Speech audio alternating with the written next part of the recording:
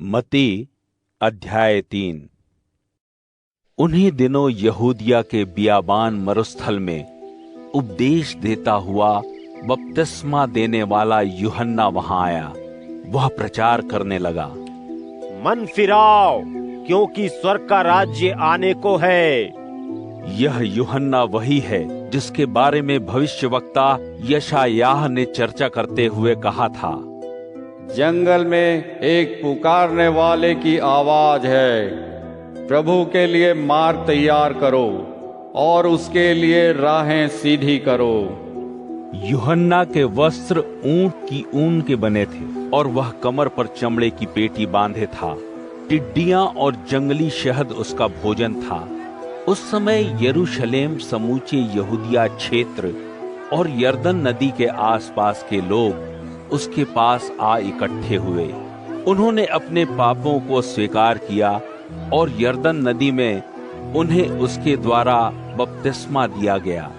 जब उसने देखा कि बहुत से फरीसी और सदुकी उसके पास बपतिस्मा लेने आ रहे हैं, तो वह उनसे बोला, ओ सांप के बच्चों, तुम्हें किसने चेता दिया है कि तुम प्रभु के भावी क्रोध से बच निकलो?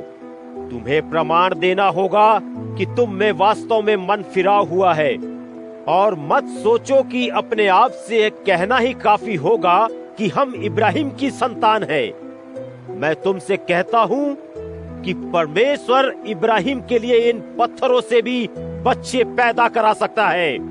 पेड़ों की जड़ों पर कुल्हाड़ा रखा जा चुका है, और हर वह पेड़ जो उत्तम फल नहीं देता काट गिराया जाएगा और फिर उसे आग में झोंक दिया जाएगा। मैं तो तुम्हें तुम्हारे मन फिराव के लिए जल से बपतिस्मा देता हूँ, किंतु वह जो मेरे बाद आने वाला है मुझसे महान है। मैं तो उसके जूतों के तस्मे खोलने के योग्य भी नहीं हूँ। वह तुम्हें पवित्र आत्मा और अग्नि से बपतिस्मा देगा। उसके हाथों में उसका छाछ है, जिससे वह अनाज को भूसे से अलग करता है। अपने खलिहान से वह साफ किए समस्त अनाज को उठा इकट्ठा कर कोठियों में भरेगा और भूसे को ऐसी आग में झोंक देगा जो कभी बुझाए नहीं बुझेगी। उस समय यीशु गलील से चलकर यरदन के किनारे यूहन्ना के पास उससे बपतिस्मा लेने आया।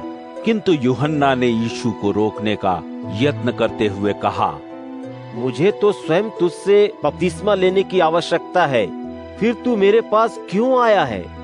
उत्तर में यीशु ने उससे कहा, अभी तो इसे इसी प्रकार होने दो।